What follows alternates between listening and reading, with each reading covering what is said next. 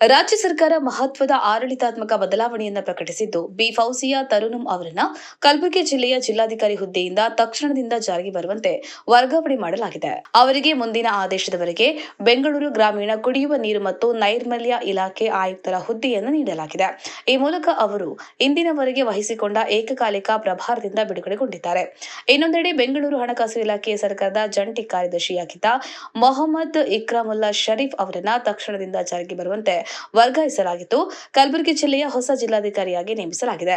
ರಾಜ್ಯ ಸರ್ಕಾರದ ಈ ಆದೇಶದೊಂದಿಗೆ ಕಲಬುರಗಿ ಜಿಲ್ಲೆಯ ಆಡಳಿತಾತ್ಮಕ ಬದಲಾವಣೆ ಸಂಭವಿಸಿದ್ದು, ಹೊಸ ಜಿಲ್ಲಾಧಿಕಾರಿಯಾಗಿ ಮೊಹಮ್ಮದ್ ಇಕ್ರಾಮುಲ್ಲಾ ಶರೀಫ್ ಅಧಿಕಾರ ಸ್ವೀಕರಿಸಲಿದ್ದಾರೆ ಎಂದು ಅಧಿಕೃತ ಆದೇಶದಲ್ಲಿ ತಿಳಿಸಲಾಗಿದೆ. ಪಿಆರ್ ಗುಡಿಮನಿ, ಕರ್ನಾಟಕ ರಾಜ್ಯ ವರದಿಗಾರರು. ಜೈ ಭೀಮ್ ನ್ಯೂಸ್ 24x7 ಇದು ಬಹುಜನರ ನ್ಯಾಯಕ್ಕಾಗಿ.